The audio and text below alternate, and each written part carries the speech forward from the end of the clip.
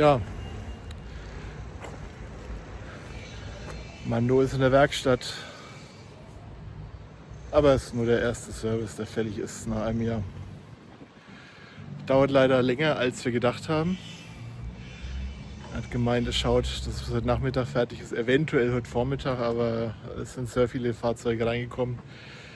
Ja, wäre es blöd, dass wir erst kurz vor dem Termin da waren. Vielleicht, wenn wir wegen eher da gewesen wären, wäre vielleicht auch eher dran gekommen. Naja, müssen wir mal schauen. Jetzt gehen wir mal in einen Café hier in der Nähe und schauen, dass wir ein schönes Plätzchen finden für die nächsten paar Stunden. One day later. Ja, guten Morgen. Wir sind hier bei Castello del Mendo oder Castello Mendo. Das ist ein kleines mittelalterliches Dorf, ganz knapp vor der spanischen Grenze, weil wir haben uns entschieden, jetzt doch nicht die große Runde oben rum zu machen dieses Mal. Das heißt, wir sind jetzt ein Stück Richtung Süden und dann Richtung Osten gefahren und werden jetzt dann, nachdem wir am Donnerstag hier weiterfahren, wieder nach Spanien einreisen. Das Wetter ist auch die ganze Woche schlecht, in Spanien leider genauso. Aber wir haben uns entschlossen, dann noch einen Zwischenstopp in Salamanca zu machen und dann uns doch noch Madrid anzuschauen. Dann haben wir bei dieser Tour alle Großstädte soweit abgehakt, die uns interessieren. Und die Küste im Norden machen wir dann das nächste Mal. Ja, und jetzt schauen wir uns hier Castello del Mendo an. Das sind übrigens kostenlose Parkplätze der Stadt. Der eigentliche Wohnmobilstellplatz ist eine Etage tiefer, aber da ist leider alles voll gewesen, als wir gestern angekommen sind. Wir hoffen, dass wir da später noch einen Platz kriegen. Es ist auch deutlich kühler. Wir sind jetzt nicht mehr auf Meereshöhe wie die letzte Woche, sondern auf 730 Meter. Hier hat es bloß noch so knapp 13 Grad tagsüber und nachts wird es deutlich unter 10 Grad. Aber eine tolle Aussicht ist hier wieder.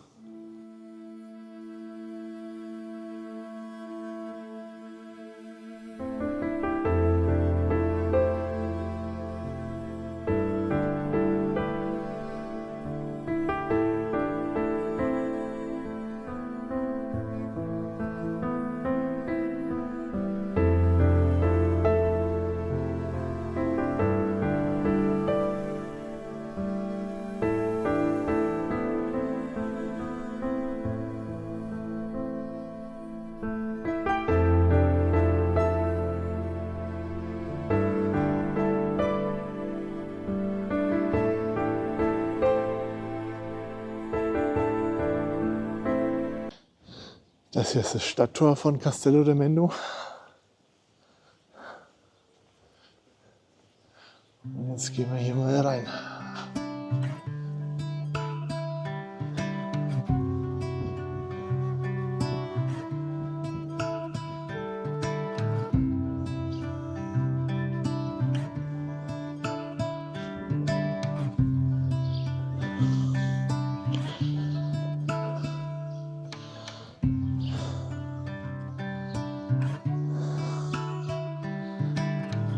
Kirche.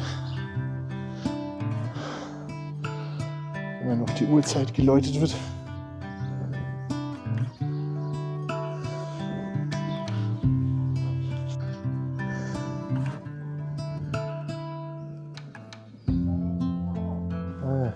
Käserei.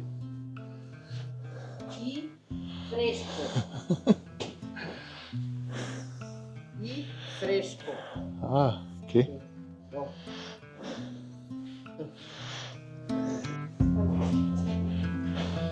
Ja, Moment. Ja, bei der alten Dame hier im Dorf haben wir jetzt ein Stück frischen Käse gekauft oder Frischkäse.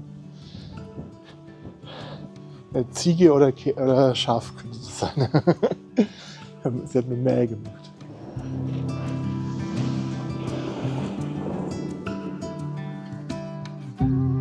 Ich muss mich korrigieren. Hier ist noch eine Kirche und bei der bimmelt es immer zur vollen Stunde.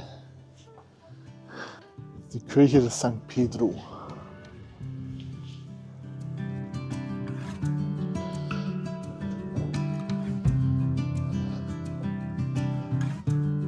Ja, ist ja gut. Ja.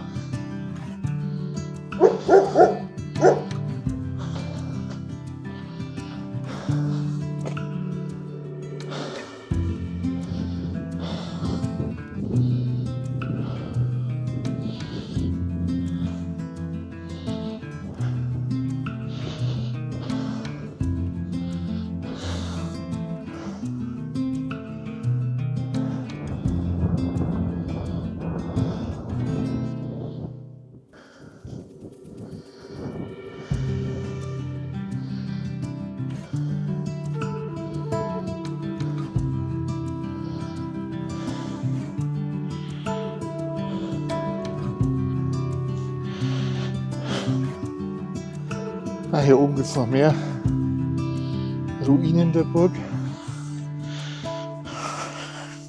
Rock of Wishes.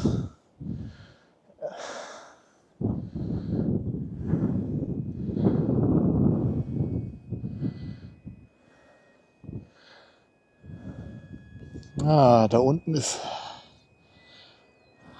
die Pfütze.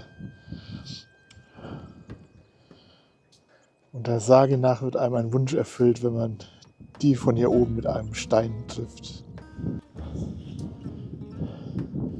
Eine gigantische Aussicht. Und natürlich jetzt fahren sie weg, wo ich nicht unten bin. Ist klar.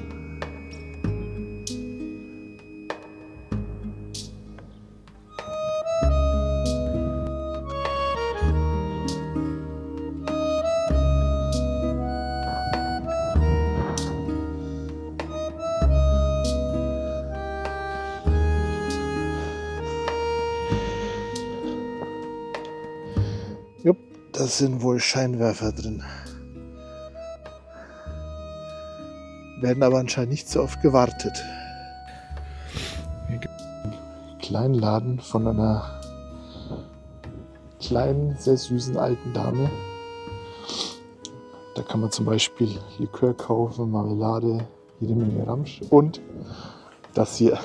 Das habe ich auch gewundert. Ich zeige es blende es euch ein.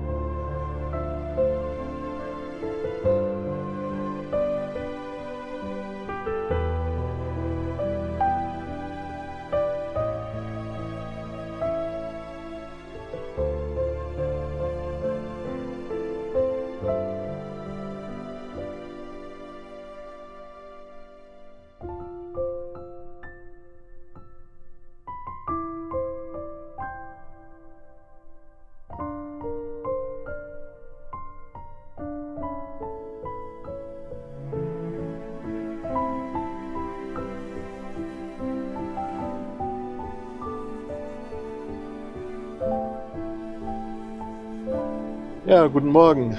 Wir verlassen jetzt Castelmendo. War auch unser letzter Stopp in Portugal. Und wir fahren jetzt dann weiter Richtung Spanien, wo wir dann durchs Inland fahren werden diesmal. Der erste Stopp da heute ist Salamanca. Gut, bis später. I can never be lonely if you put your hand in mine. I can never be lonely if you walk with me this time. I can never be lonely if you promise you. Ja, Heike fährt auch mal. Auch wenn wir etwas länger brauchen, wenn sie fährt, aber in Salamanca haben wir nur ein paar sehr verregnete Tage auf einem Parkplatz am Stadtrand verbracht und gearbeitet. Bei unseren Spaziergängen zwischendurch habe ich ein paar Fotos gemacht, aber wir haben nicht groß gefilmt. Auf dem Parkplatz haben wir dann auch noch Gina und Markus von Two on the Go getroffen und bei einem Kaffee ein bisschen gequatscht. War schön, euch zu treffen und wir freuen uns schon auf das Wiedersehen. Speaking words like these, but they're hanging on my lips. I can never be lonely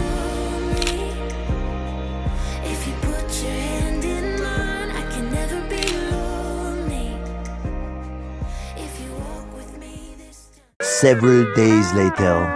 Guten Morgen aus Madrid. Heute schauen wir uns ein bisschen die Stadt an. Und jetzt zeigen wir euch mal den ersten Ort, wo wir sind. Und dann könnt ihr kurz raten, was es damit auf sich hat, bevor dann die Auflösung kommt. I can never be lonely if you promise you won't leave. I'll never be lonely.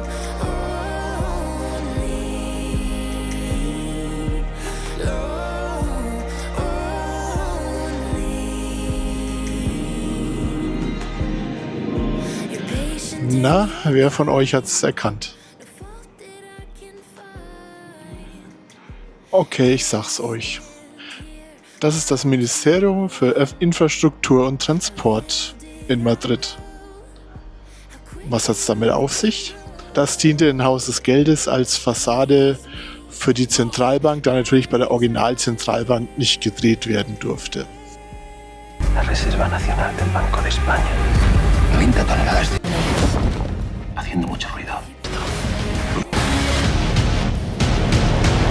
Con el contenido de esas cajas con... I can never be lonely if you promise you won't leave. I'll never be lonely.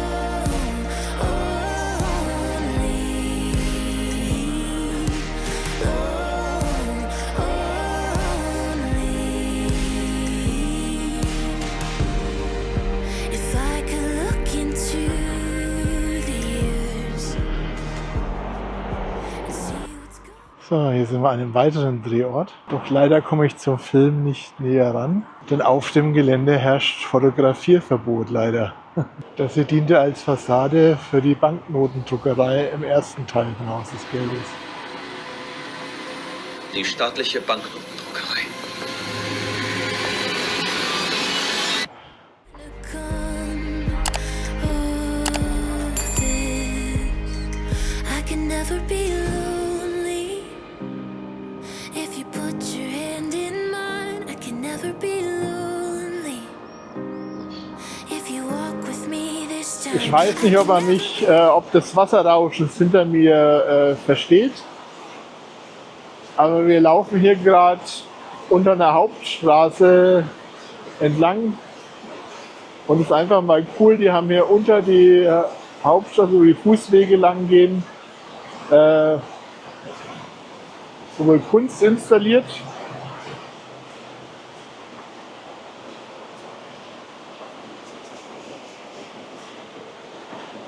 als auch hier einen Wasserfall.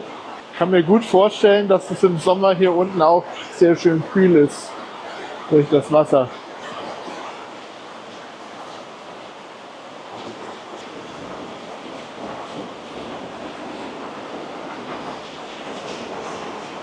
Da oben auf der Brücke fahren die Autos entlang. If you promise you won't leave, I'll never be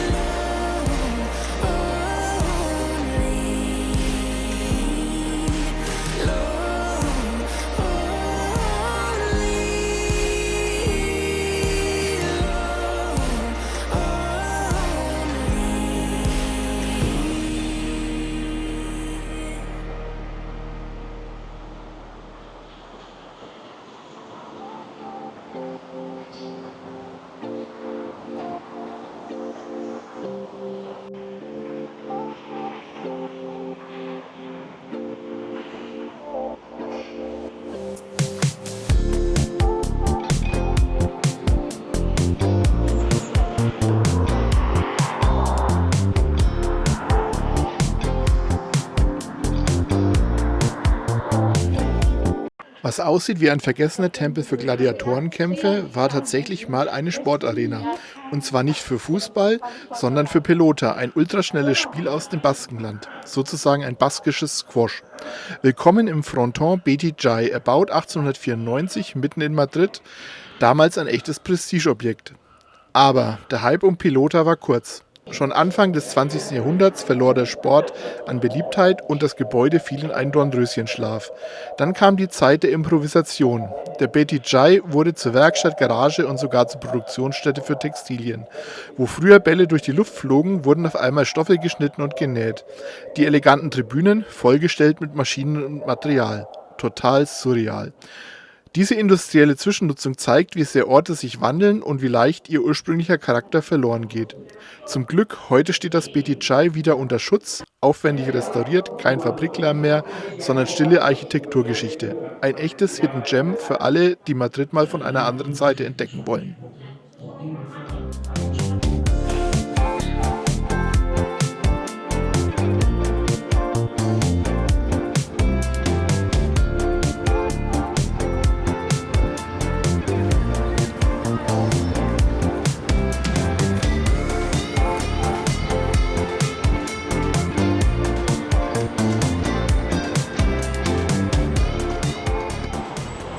Also Madrid ist ein wahres Paradies für Comic-Nerds und andere.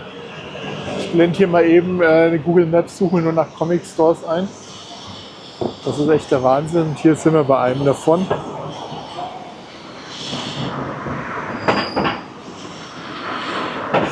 Radar Comics. Da gehen wir jetzt mal rein.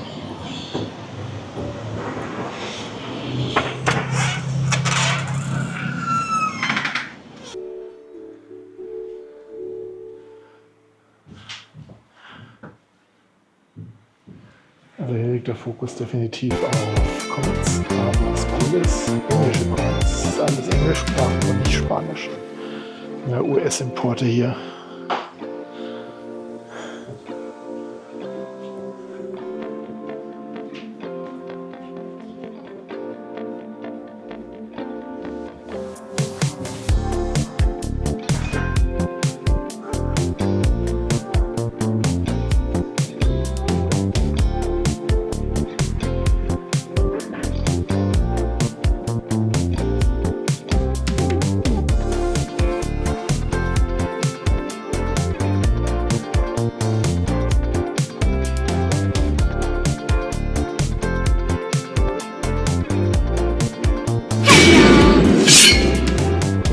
Ein paar Meter weiter befindet sich dann gleich der nächste Laden, Generation X. Hier gibt es noch viele Spiele, so wie das ausschaut von außen. Da schauen wir jetzt auch mal rein.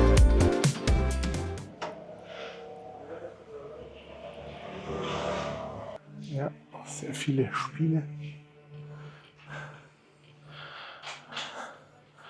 Ein paar Collectibles. Aber hier liegt der Fokus eindeutig auf Spielen. When people ask you what happened here, tell them the North remembers.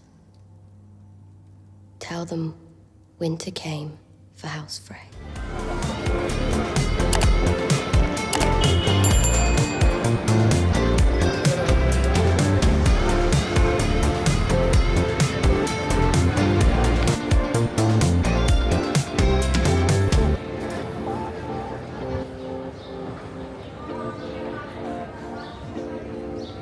Bisschen Eis. Ich die Kombination der Kindheit, Erdbeer-Zitrone. Heike hat Cheesecake und Orange Schokolade irgendwas.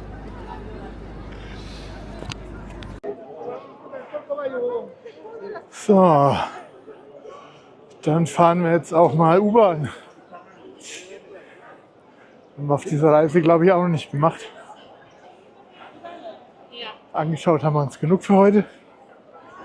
Und jetzt machen wir noch einen kleinen, aber teuren Abstecher in ein Fotogeschäft.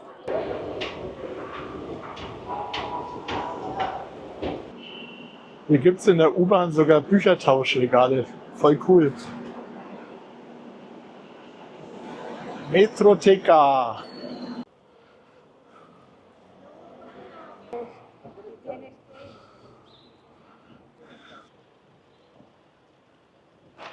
Auf dem Weg zum Fotogeschäft sind wir noch hier vorbeigekommen. Wer hat eine Idee, was hier in dem Gebäude war? Okay, es handelt sich natürlich auch um die Serie Haus des Geldes, aber was war hier? Schreibt es doch mal in die Kommentare. Im Kamerageschäft und die Heimfahrt mit Uber haben wir dann leider nicht mehr gefilmt. Die ersten Aufnahmen mit der neuen Kamera gibt es dann demnächst aus der Badenas Reales. Deshalb beenden wir dieses Video wieder mit ein paar fotografischen Eindrücken aus Madrid. Ach ja, wer hat erraten, was in dem letzten Gebäude in der Serie Haus des Geldes war? Schreibt es in die Kommentare, die Auflösung gibt es dann auch dort.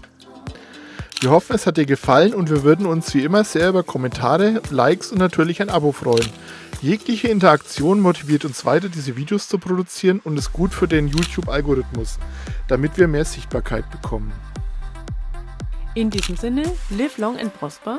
And may the force be with you.